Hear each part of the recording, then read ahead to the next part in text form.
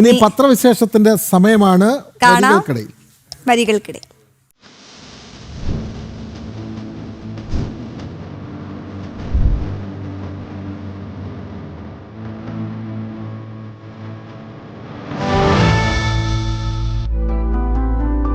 അപ്പോൾ നമുക്ക് ആദ്യം തന്നെ ജന്മഭൂമി പത്രത്തിലേക്ക് പോകാം അല്ലേ? ജന്മഭൂമി പത്രത്തിന്റെ ഒന്നാം പേജിലേക്ക് വന്നാൽ വാർത്ത സമ്പുഷ്ടമാണ്. ഇന്നലെ കേരളത്തിൽ നടന്ന പ്രധാനപ്പെട്ട വാർത്ത തന്നെയാണ് ഒന്നാം പേജിനെ സമ്പുഷ്ടമാക്കുന്നത്. മാസപ്പടി കേസ്, പിണറായിയുടെ വീടുകളിൽ റെയ്ഡ് എന്നുള്ള വാർത്തയാണ്. ED ഉദ്യോഗസ്ഥരെ കൊല്ലാൻ CPM നീക്കം എന്ന് 8 കോളം തലക്കെട്ട് വാർത്ത കൊടുത്തിരിക്കുകയാണ്. ആസൂത്രണം AKG സെന്ററിൽ, നേതൃത്വം നൽകിയത് സംസ്ഥാന സെക്രട്ടറിയും മുൻ മന്ത്രിമാരും MLAയും, ഗവർണർ റിപ്പോർട്ട് തേടി എന്ന് വളരെ പ്രധാനപ്പെട്ട വാർത്ത. അതോടൊപ്പം 3 ചിത്രങ്ങളും കൊടുത്തിട്ടുണ്ട്. ആ കാറ് തല്ലി തകർക്കുന്ന ചിത്രം, തകർന്ന കാറിൻ്റെ ചിത്രം, അതേപോലെ തന്നെ ഉദ്യോഗസ്ഥരുമായിട്ട് നടന്ന കയ്യാങ്കളി, അതൊക്കെ ചിത്രമായി കൊടുത്തിട്ടുണ്ട്. നിർണായക രേഖകൾ പിടിച്ചെടുത്തു എന്നുള്ള സൈഡ് സ്റ്റോറിയും അതിനൊപ്പമുണ്ട്. ബ്രാഞ്ച് സെക്രട്ടറി അടക്കം 5 പേരാണ് ഈ കേസിൽ അറസ്റ്റിലായത്.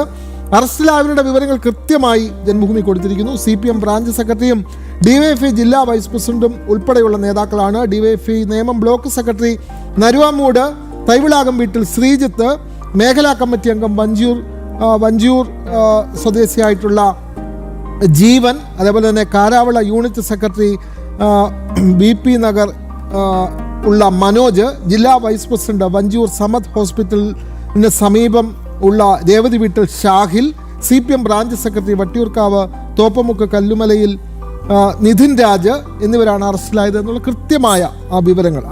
5 പേർ അറസ്റ്റിലായി, അത് ആരൊക്കെയാണ് എന്ന് കൃത്യമായി ജന്മഭൂമി കൊടുത്തിട്ടുണ്ട്. SIRന് അംഗീകാരം, സുപ്രീം കോടതിയുടെ സുപ്രധാന വിധിയാണ് SIRന് അംഗീകാരം നൽകിക്കൊണ്ടുള്ള. ഒരുപക്ഷെ ഇന്നലെ ആ സംഭവം ഇല്ലായിരുന്നുവെങ്കിൽ ഇത് വലിയ തലക്കെട്ടായി വരുമായിരുന്നു. അതോടൊപ്പം തന്നെ നമ്മൾ നേരത്തെ പറഞ്ഞതാണ്, നമ്മുടെ ഡൽഹി റീജിയണൽ ചീഫ് ശ്രീകാന്തിന്റെ വിവാഹം സംബന്ധിച്ച പരസ്യമാണ് ഒന്നാം പേജിൽ ജന്മഭൂമി കൊടുത്തിട്ടുണ്ട്. എന്ന് വിവാഹിതരാകുന്നു എന്നുള്ള ഒരു വാർത്ത ആശംസയാണ് കൊടുത്തിരിക്കുന്നത്. യമുന ഭാരതിയാണ് വധു. നമുക്കറിയാം രാജ്യസഭ MP ആയിട്ടുള്ള സദാനന്ദൻ മാസ്റ്ററുടെ മകളാണ് യമുന ഭാരതി. യമുന ഭാരതിയും ശ്രീകാന്തും തമ്മിലുള്ള വിവാഹം ഇന്ന് ഗുരുവായൂരിലാണ് വിവാഹം നടക്കുന്നത്. അതെ, രാവിലെ ആയിരുന്നു വിവാഹം. നാളെ അഞ്ചലിൽ റിസപ്ഷൻ ചടങ്ങുകളും, അതായത് ശ്രീകാന്തിന്റെ വീട്ടിൽ റിസപ്ഷൻ ചടങ്ങുകളും ഉണ്ട്. അപ്പോൾ അത്തരം വാർത്തകളുണ്ട്. ഉൾപേജിലേക്ക് വന്നാൽ പിണറായി വീട്ടിൽ നടന്ന റെയ്ഡിനെ സംബന്ധിച്ച് വിശദമായ വാർത്തയുണ്ട്. പാണ്ഡ്യാലമുക്കിലെ വീട്ടിലും ED റെയ്ഡ്, ഉദ്യോഗസ്ഥർക്ക് നേരെ ചീമുട്ടയർ എന്നുള്ള വാർത്തയാണ് ജന്മഭൂമി കൊടുക്കുന്നത്. അതേപോലെ തന്നെ മറ്റൊരു വാർത്ത, പിണറായിയുടെ മകൾക്കായി രക്ഷാപ്രവർത്തനം, വീണയ്ക്കും ബിനീഷിനും ഇരട്ട നീതി ചർച്ചയാവുന്നു. നമ്മൾ നേരത്തെ പറഞ്ഞതാണ്, കോടിയേരി ബാലകൃഷ്ണന്റെ വീട്ടിൽ സമാനമായ പരിശോധനകളും റെയ്ഡും ഒക്കെ നടന്നപ്പോൾ ഒരു CPMകാരെയും അവിടെ കണ്ടില്ല. ആ വാർത്ത വളരെ വിശദമായി ജന്മഭൂമി നൽകിയിട്ടുണ്ട്. മറ്റൊരു വാർത്ത, മാസപ്പടി കേസിൽ AKG സെന്ററും അന്വേഷണ പരിധിയിലായേക്കുമെന്നുള്ളതാണ്. അത് അങ്ങനെ പറയാൻ കാരണം AKG സെന്ററിന്റെ അഡ്രസ്സാണ് വീണ ആ കമ്പനിക്ക് കൊടുത്തിരുന്നത് എന്നുള്ളതാണ്. അപ്പോൾ അതുകൊണ്ട് AKG സെന്ററും അന്വേഷണ പരിധിയിൽ വരും. മറ്റൊരു പ്രധാനപ്പെട്ട വാർത്ത, ഒരു മഞ്ഞുമലയുടെ അരികിലേക്കുള്ള എത്തൽ. ഷോൺ ജോർജാണ് ഈ കേസിൻ്റെ അന്വേഷണവുമായി ബന്ധപ്പെട്ട വളരെ പ്രധാനപ്പെട്ട പരാതിയുമായി നീങ്ങിയത്.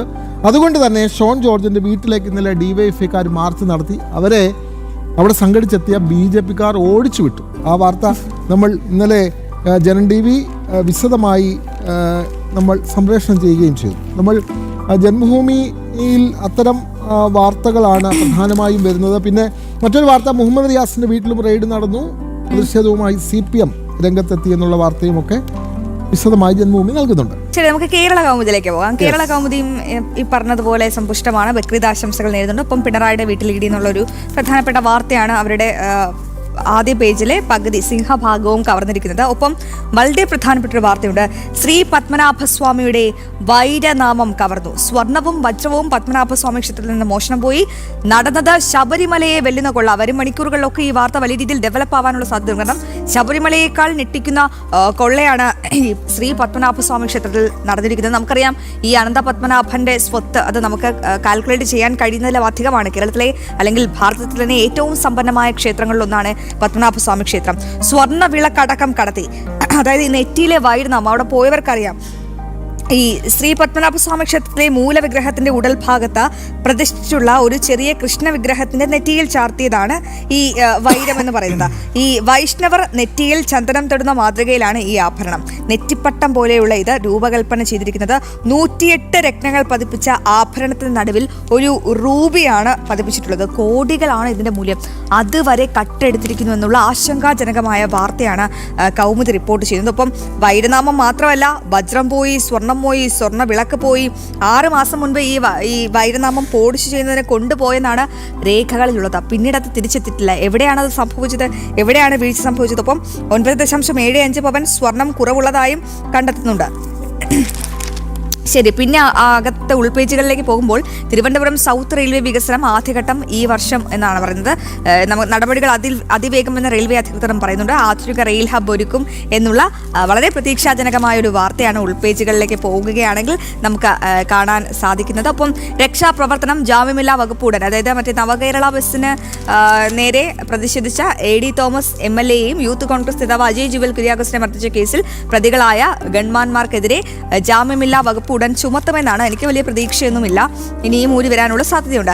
റെയ്ഡിന് മിന്നൽ നീക്കം ലക്ഷ്യം സ്വത്ത് വിവരം. ഇനി മാസപ്പടി കേസിലെ റെയ്ഡിന് മിന്നൽ നീക്കം ഉണ്ടായിരുന്നത് സ്വത്ത് വിവരങ്ങൾ തേടുക എന്നത് തന്നെയായിരുന്നു. കേസുകൾ ഒപ്പം ED ഉദ്യോഗസ്ഥർക്ക് മുൻപിലും നിരവധി വെല്ലുവിളികളുണ്ട്. അതും വിശദമായി തന്നെ കൗമുദി ചർച്ച ചെയ്യുന്നുണ്ട്. ഉൾപേജുകളിലേക്ക് പോവുകയാണെങ്കിൽ പറഞ്ഞതുപോലെ സമ്പന്നമാണ് നമ്മുടെ വാർത്ത അല്ലെങ്കിൽ ദിനപത്രം എന്ന് പറയുന്നത്. അതെ, മലയാള മനോരമയിലേക്ക് വന്നാൽ 2 ഒന്നാം പേജുകളുണ്ട്. അത് പരസ്യത്തിന്റെ അടിസ്ഥാനത്തിലാണ്. ഒരു ഒന്നാം പേജിൽ പറയുന്നത് പടിയിറങ്ങാൻ സിദ്ധരാമയ്യ ഇന്ന് രാവിലെ പ്രഖ്യാപനം. DK കർണാടക മുഖ്യമന്ത്രിയാകും. DK ശിവകുമാർ കർണാടക മുഖ്യമന്ത്രിയാകുമെന്നുള്ള വാർത്ത വളരെ പ്രാധാന്യത്തോടെ കൊടുത്തിരിക്കുന്നു.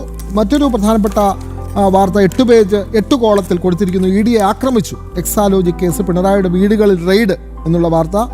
കാർ ആക്രമിക്കുന്ന ചിത്രമാണ് വളരെ പ്രാധാന്യത്തോടു കൂടി മനോരമ നൽകിയിട്ടുള്ളത്. റെയ്ഡ് പിണറായിയുടെ സാന്നിധ്യത്തിൽ വീണയുടെ മൊഴി രേഖപ്പെടുത്തി. വീണയുടേതടക്കം 242 അക്കൗണ്ടുകളിലെ കോടിക്കണക്കിന് രൂപ മരവിപ്പിച്ചു എന്നുള്ള വാർത്ത മനോരമ അത് വിശദമായി നൽകുന്നുണ്ട്. ഉൾപേജിലേക്ക് വന്നാൽ V. മുരളീധരൻ MLA പറഞ്ഞ ഒരു പ്രധാനപ്പെട്ട വാർത്തയാണ്. ഒരു മടിയിൽ കനമില്ല എങ്കിൽ പരിഭ്രാന്തി എന്തിന് എന്ന് അദ്ദേഹം ഇന്നലെ അഭിപ്രായപ്പെട്ടിരുന്നു. ആ വാർത്ത മനോരമ കൊടുക്കുന്നു. തലസ്ഥാനം ഇന്നലെ യുദ്ധക്കളമായി എന്ന് മനോരമ റിപ്പോർട്ട് ചെയ്യുന്നു.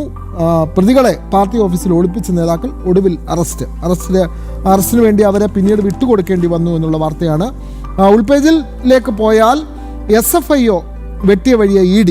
SFIO കേസിൽ വിചാരണയ്ക്ക് സ്റ്റേ വാങ്ങി CMR-ൽ എന്നുള്ള വാർത്ത കൊടുക്കുന്നു. വാഹനം ആക്രമിക്കാൻ സൗകര്യമൊരുക്കി പോലീസിന് ഗുരുതര വീഴ്ച. ആഭ്യന്തര വകുപ്പിനുണ്ടായ ഗുരുതര വീഴ്ചയെപ്പറ്റി മനോരമ റിപ്പോർട്ട് ചെയ്യുന്നു. പിണറായിയെ പ്രതിരോധിച്ചു. കോടിയേരിക്ക് ലൈൻ വേറെ എന്നുള്ളതാണ് വളരെ വിശദമായ വാർത്ത. കേസുകൾ CPM നിലപാട് ചർച്ചാ വിഷയം.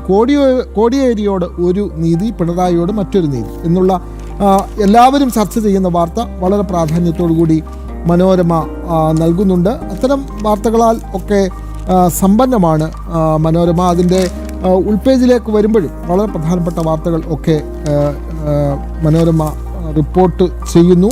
ഇന്ന് കവിയുടെ സച്ചിദാനന്ദൻ്റെ 80ാം ജന്മദിനമാണ്. അതിനെ സംബന്ധിച്ച് എഡിറ്റോറിയൽ പേജിൽ പ്രത്യേക ലേഖനം ഒക്കെ കൊടുത്തിട്ടുണ്ട്.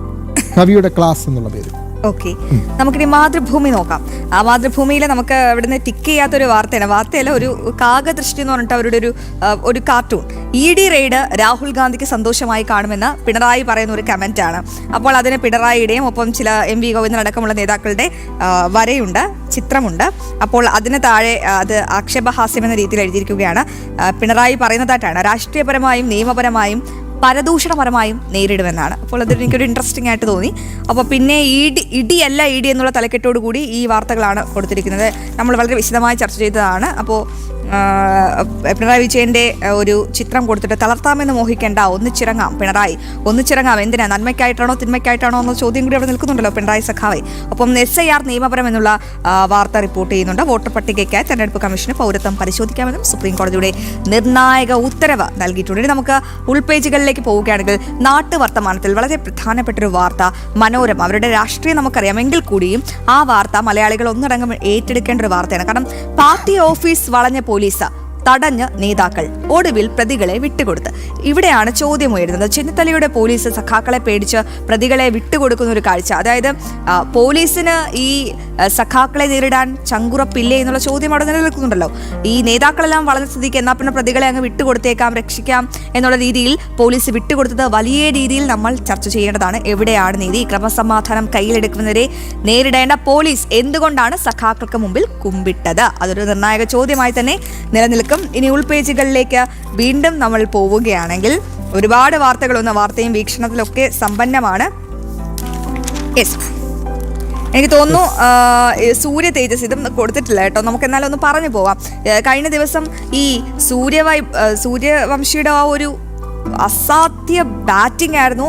ഹൈദരാബാദിനെ 47 റൺസിന് തോൽപ്പിച്ച് രാജസ്ഥാൻ രണ്ടാം ക്വാളിഫയറിൽ എത്തുമ്പോൾ നമ്മൾ എടുത്തു പറയേണ്ടത് വൈഭവ് സൂര്യവംശിയുടെ പെർഫോമൻസ് ആണ്. 29 പന്തിൽ 97 റൺസ്, 12 സിക്സ് ആണ് പറഞ്ഞത്, 5 4. എന്ത് പിടിക്കനല്ലേ സൂര്യ തേജസ്സോടുകൂടി.